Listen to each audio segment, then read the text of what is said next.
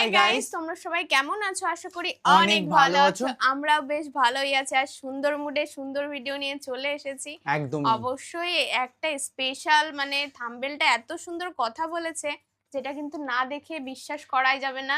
আর ভিডিওটা দেখতেই হবে, একেবারে দেখতে হবে। যেহেতু আমরা হুজুরের ভিডিও কন্টিনিউ দিচ্ছে না, প্রত্যেকটা মানুষ কমেন্ট করছে যে কেন দিচ্ছ না, কেন দিচ্ছ না। কি করে হবে যে একটা হুজুরের ভিডিও রোজ রোজ আনবো, আরেকটা রিকোয়েস্ট শুনবো না? সমস্ত কিছু শুনতে হবে, আনতেও হবে। যেহেতু এই ভিডিও মানে হুজুরের ভিডিও দেখে জাস্ট কিচ্ছু বলা নেই, মানে এতটা ভালো লাগে। তার সঙ্গে যে ব্যাকগ্রাউন্ড সেট, মানে ব্যাকগ্রাউন্ড মানে মা যেটা মার কথাটা বলে সেটা শুনলে বড় প্রাণ জড়িয়ে যায়। হুজুর এতটা কান্না করে দেয়, এমন এমন কথা বলে এতটা ইমোশন করে দেয়, মানে আমাদেরই খুব কষ্ট লাগে, বুকে মনে হচ্ছে পাথর জমা দেয়, মানে কান্না চলে আসবে এরকম একটা বিষয়। তো অবশ্যই ভিডিওটি দেখবো।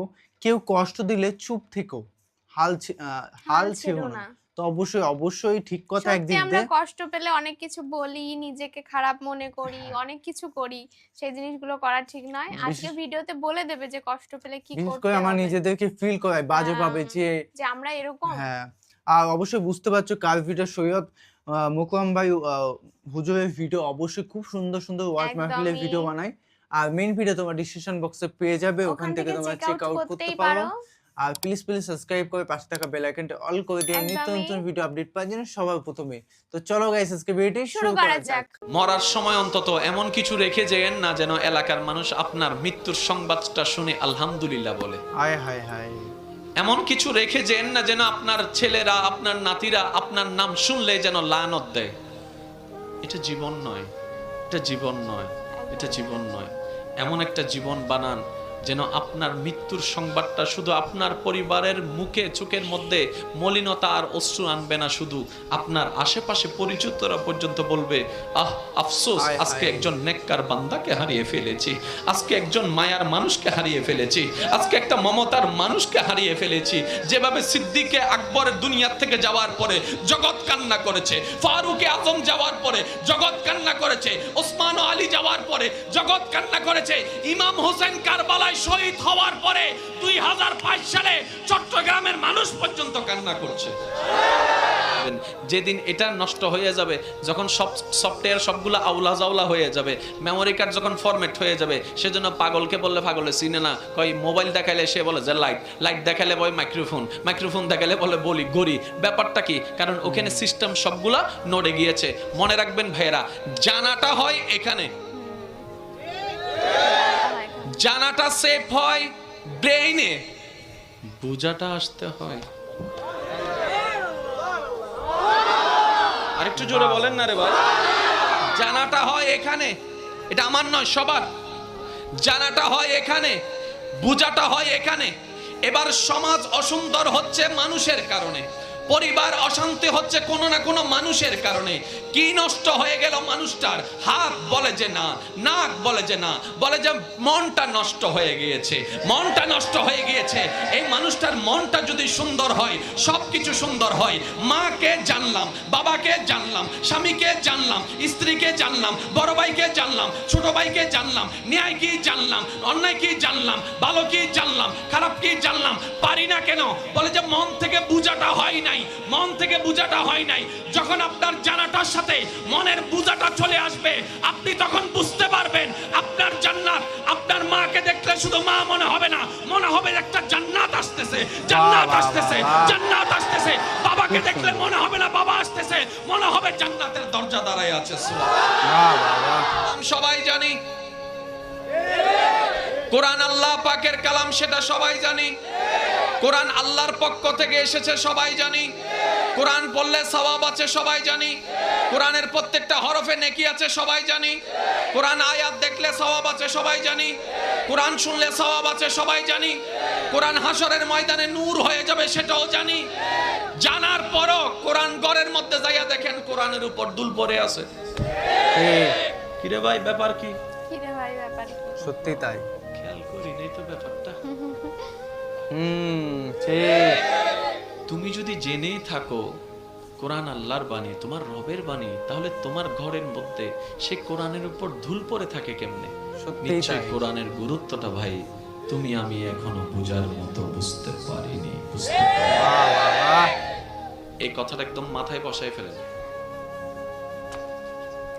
যা কিছু আছে আপনার ডানে বামে সামনে পিছনে, আপনার জীবনে, আপনার পরিবারে, আপনার সংসারে, আপনার ব্যবসায়, আপনার চাকরিতে, এমনকি আপনার ধর্মে, সবকিছু দুইটা বিষয় ডিপেন্ড করে। একটার নাম জানা। আচ্ছা, এখন এই কথাটা বললে আপনারা সবাই বুঝতে পারবেন। 5 ওয়াক্ত নামাজ ফরজ জানে না কে? তাহলে হুজুর যখন স্টেজে আসে আপনারা হুজুরকে কেন বিষয় দিচ্ছেন? হুজুর 5 ওয়াক্ত নামাজ নিয়ে ওয়াইজ করেন। না জানা জিনিসে না জানানোর জন্য ওয়াইজ হয়। ঠিক ঠিক। এবার হুজুর যখন বলছেন আকিমুস সালাত, ও ওইখান থেকে মুস্কি হেসে হেসে বলে, হুজুর পুরাতন ওয়াইজ করে লাভ কি, নতুন কিছু করেন। 5 ওয়াক্ত ফরজ জানি, পড়লে কি সেটাও জানি, না পড়লে মায়ের কেমন সেটাও জানি। এবার ঠান্ডা মাথায় ভাবুন, 5 ওয়াক্ত নামাজ আমার নয়, আপনার নয়, সবার উপর ফরজ, সবাই জানি। 5 ওয়াক্ত নামাজ না পড়লে কি পরিমাণ সাজা আমাদের ভোগ করতে হবে সেটাও জানি। কিন্তু মসজিদে দেখা যায় মুসল্লি দেখা যায় না, মসজিদ দেখা যায় মুসল্লি দেখা যায় না। ও জাতি, প্রবলেমটা কোথায়? সেজন্য শ্রদ্ধার সাথে বলি, জানানোর আর দরকার নাই, আগে কারণটা আইডেন্টিফাই করুন। জানার পরও কেন সে মসজিদে আসে না, জানার পরও কেন সে যাই নামাজে দাঁড়াচ্ছে না, আগে কারণটা আইডেন্টিফাই করুন। রোগ যখন পেয়ে যাবেন সেই অনুযায়ী ওষুধ দিলে কাজ হয়ে যাবে। তাহলে একটার নাম জানা, আর ইসলামত হজ্জে আছে না, আর ইসলামত হজ্জে আছে না। কিন্তু এখন যে ইসলাম আর দেহিরেন্ডে হজ্জে, ওটা মানে আমি বুঝতে পারি হজ্জে হত হয়, ওটা অন্য ভাষায় বলে। জানলে বুঝনো তা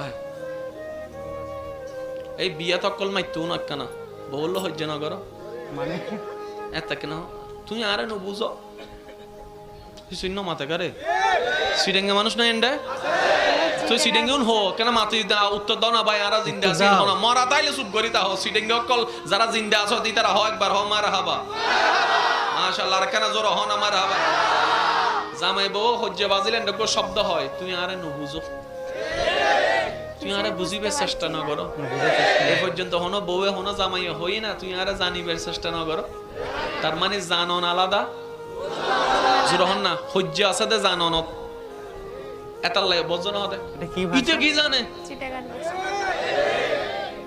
হয় না না হয় ইতে কি জানে চিটাগাং। এ হদ্দু জানিতে কিন্তু জানতে বুঝা চলিয়ে এন্ড হজ্জে নতা হয় ওইখানে শুধু প্রেম থাকে, মায়া থাকে, মমতা থাকে, ভালোবাসা থাকে, শ্রদ্ধা থাকে। খুব সুন্দর। কিছুতে ভালো লাগবে না, অনেক আলহামদুলিল্লাহ লাগবে না। যারা নামাজ জেনেছে তারা শুধু সপ্তাহে জুমার দিন যায়, আজকে যেমন গিয়েছে 2 রাকাতের জন্য। আর যারা নামাজ বুঝতে পেরেছে তারা তো 5 ওয়াক্ত পড়ে পড়ে হাজার ব্যস্ততার মধ্যে রাতের ঘুমটাকে হারাম করে গভীর রাতে তাহাজ্জুদ নামাজে দাঁড়াইয়া যায়। কাউকে টেনে মসজিদে আনা যায় না, ওরা হচ্ছে জান্নেওয়ালা। আমার মরার সময় অন্তত এমন কিছু রেখে যেন না যেন এলাকার মানুষ আপনার মৃত্যুর সংবাদটা শুনে আলহামদুলিল্লাহ বলে। এমন কিছু রেখে যেন না যেন আপনার ছেলেরা, আপনার নাতিরা আপনার নাম শুনলে যেন লানত দেয়। এটা জীবন নয়, এটা জীবন নয়, এটা জীবন নয়। এমন একটা জীবন বানান যেন আপনার মৃত্যুর সংবাদটা শুধু আপনার পরিবারের মুখে চোখের মধ্যে মলিনতা আর অশ্রু আনবে না, শুধু আপনার আশেপাশে পরিচিতরা পর্যন্ত বলবে, আহ আফসোস, আজকে একজন নেককার বান্দাকে হারিয়ে ফেলেছি, আজকে একজন মায়ার মানুষকে হারিয়ে ফেলেছি, আজকে একটা মমতার মানুষকে হারিয়ে ফেলেছি। যেভাবে সিদ্দিকে আকবরের দুনিয়ার থেকে যাওয়ার পরে জগৎ কান্না করেছে, ফারুকে আজম যাওয়ার পরে জগৎ কান্না করেছে, ওসমান ও আলী যাওয়ার পরে জগৎ কান্না করেছে, ইমাম হোসেন কারবালায় শহীদ হওয়ার পরে 2005 সালে চট্টগ্রামের মানুষ পর্যন্ত কান্না করছে। আল্লাহু আকবার।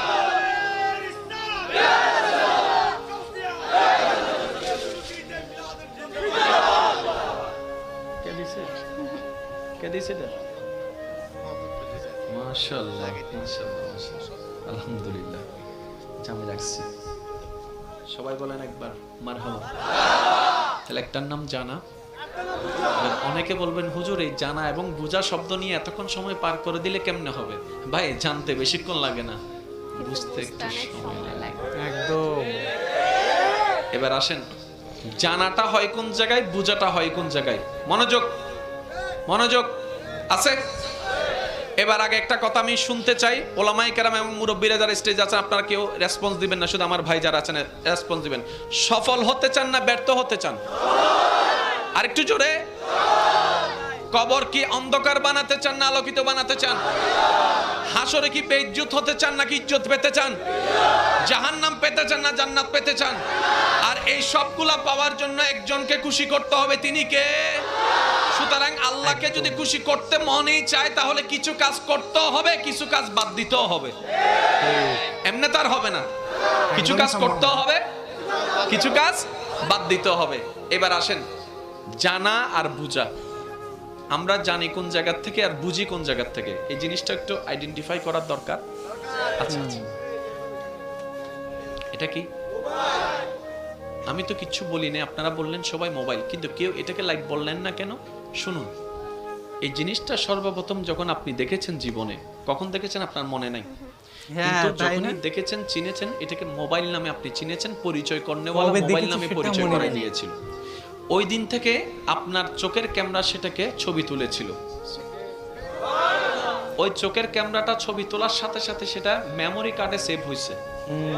আর মেমোরি কার্ডে সেভ হওয়ার সময় এখানে লেখা ছিল মোবাইল। সেজন্য আপনার ব্রেন যতদিন ঠিক থাকবে আপনাকে জিজ্ঞেস করার সাথে সাথে আপনি মোবাইল বলবেন। যেদিন এটা নষ্ট হয়ে যাবে, যখন সব সফটওয়্যার সবগুলো আউলা জাউলা হয়ে যাবে, মেমোরি কার্ড যখন ফরম্যাট হয়ে যাবে, সেজন্য পাগলকে বললে পাগলে চিনে না, কয় মোবাইল দেখাইলে সে বলে যে লাইট, লাইট দেখাইলে বলে মাইক্রোফোন, মাইক্রোফোন দেখাইলে বলে বলি গড়ি। ব্যাপারটা কি? কারণ ওখানে সিস্টেম সবগুলা নড়ে গিয়েছে। মনে রাখবেন ভাইয়েরা, জানাটা হয় এখানে, জানাটা সেভ হয় ব্রেইনে, বুঝাটা আসতে হয়। আরেকটু জোরে বলেন না রে ভাই। জানাটা হয় এখানে, এটা আমার নয় সবার। জানাটা হয় এখানে, বুঝাটা হয় এখানে। এবার সমাজ অসুন্দর হচ্ছে মানুষের কারণে, পরিবার অশান্তি হচ্ছে কোনো না কোনো মানুষের কারণে। কি নষ্ট হয়ে গেল মানুষটার? হাত বলে যে না, নাক বলে যে না, বলে যে মনটা নষ্ট হয়ে গিয়েছে, মনটা নষ্ট হয়ে গিয়েছে। এই মানুষটার মনটা যদি সুন্দর হয়, সবকিছু সুন্দর হয়। মাকে জানলাম, বাবাকে জানলাম, স্বামীকে জানলাম, স্ত্রীকে জানলাম, বড় ভাইকে জানলাম, ছোট ভাইকে জানলাম, ন্যায় কি জানলাম, অন্যায় কি জানলাম, ভালো কি জানলাম, খারাপ কি জানলাম। পারি না কেন? বলে যে মন থেকে বুঝাটা হয় নাই, মন থেকে বুঝাটা হয় নাই। যখন আপনার জানাটার সাথে মনের বুঝাটা চলে আসবে, আপনি তখন বুঝতে পারবেন আপনার জান্নাত। আপনার মাকে দেখলে শুধু মা মনে হবে না, মনে হবে একটা জান্নাত আসতেছে, জান্নাত আসতেছে, জান্নাত আসতেছে। বাবাকে দেখলে মনে হবে না বাবা আসতেছে, মনে হবে জান্নাতের দরজা দাঁড়ায় আছে। হায় হায় হায়, আল্লাহু আকবার। এবার একটু খেয়াল করবেন, ভালোবাসা ছাড়া সংসার হয়? আপনারা যেটা বলবেন আমি সেটা নিয়ে আগাবো। ভালোবাসা ছাড়া সংসার হয়? একদমই। ভালোবাসা ছাড়া পরিবার টিকে? একদমই। ভালোবাসা ছাড়া আপনার ব্যবসা টিকবে? ব্যবসার প্রতি যদি আপনার ভালোবাসা না থাকে, শেষ। কারণ 9টার দোকান আপনি খুলবেন 3টায়, কাস্টমার একটা আসছে, আপনার ওই বোরিং লাগছে, ব্যবসা ব্যবসা। তাহলে ভালোবাসা ছাড়া ব্যবসা টিকবে? আপনার যে চাকরি করেন সেই চাকরির প্রতি আপনার যদি ফিলিংস কাজ না করে, চাকরিতে যাওয়ার ইচ্ছা থাকবে না, না গেলে 3-4 দিন আপনার চাকরি শেষ। তাহলে ভালোবাসা ছাড়া চাকরি টিকবে? জোরে বলেন না, ভালোবাসা ছাড়া চাকরি টিকবে? আপনাদের ঘরে যারা রান্না বান্না করে আপনাদের জন্য, আজকে গিয়ে ওনাকে একটু জিজ্ঞেস করবেন, ও মা, ও বউ, ও বোন, এই যে গরমকালে তুই গরমের মধ্যে তুই যে আগুনের সামনে বসে রান্না করিস, তোর কি কষ্ট হয় না? এত কষ্ট তুই সহ্য করিস কেন? তখন স্ত্রী বলবে, স্বামী তোমার জন্য, স্বামী তোমার জন্য, স্বামী তোমার জন্য। মা বলবে, সন্তান তোদের জন্য করি, তোদের জন্য করি। বোনে বল, আল্লাহু আকবার। এবার একটু খেয়াল করবেন, ভালোবাসা ছাড়া সংসার হয়? আপনারা যেটা বলবেন আমি সেটা নিয়ে আগাবো। ভালোবাসা ছাড়া সংসার হয়? ভালোবাসা ছাড়া পরিবার টিকে? ভালোবাসা ছাড়া আপনার ব্যবসা টিকবে? ব্যবসার প্রতি যদি আপনার ভালোবাসা না থাকে, শেষ। কারণ 9টার দোকান আপনি খুলবেন 3টায়, কাস্টমার একটা আসছে, আপনার ওই বোরিং লাগছে, ব্যবসা ব্যবসা, তাহলে ভালোবাসা ছাড়া ব্যবসা টিকবে?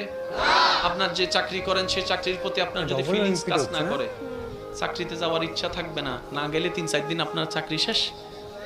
তাহলে ভালোবাসা ছাড়া চাকরি টিকবে? জোরে বলেন না, ভালোবাসা ছাড়া চাকরি টিকবে? আপনাদের ঘরে যারা রান্না বান্না করে আপনাদের জন্য, আজকে গিয়ে ওনাকে একটু জিজ্ঞেস করবেন, ও মা, ও বউ, ও বোন, এই যে গরমকালে তুই গরমের মধ্যে তুই যে আগুনের সামনে বসে রান্না করিস, তোর কি কষ্ট হয় না? এত কষ্ট তুই সহ্য করিস কেন? তখন স্ত্রী বলবে, স্বামী তোমার জন্য, স্বামী তোমার জন্য, স্বামী তোমার জন্য।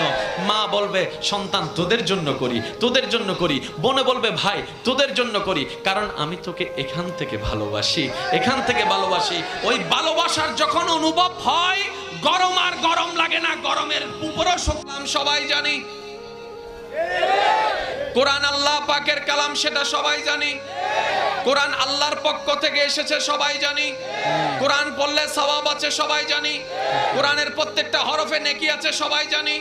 কোরআন আয়াত দেখলে সওয়াব আছে, সবাই জানি। কোরআন শুনলে সওয়াব আছে, সবাই জানি। কোরআন হাসরের ময়দানে নূর হয়ে যাবে, সেটাও জানি। জানার পরও কোরআন ঘরের মধ্যে যাইয়া দেখেন কোরআনের উপর দুল পড়ে আছে। কিরে ভাই, ব্যাপার কি?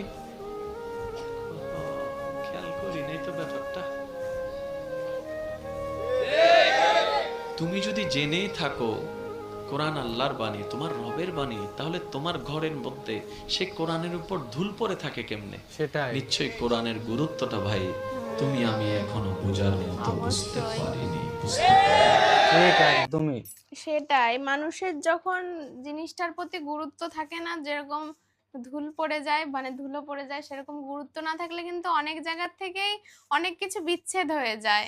সেই বিষয়টাই বলার চেষ্টা করেছে যে যেই জিনিসটার থেকে তোমার অনেক ইনভেস্টমেন্ট আসবে, যে জিনিসটার থেকে তুমি ভালো পথে চলবে, সেই জিনিসটাকে অবহেলা করা সম্ভব নয়, যাবেই না একেবারে।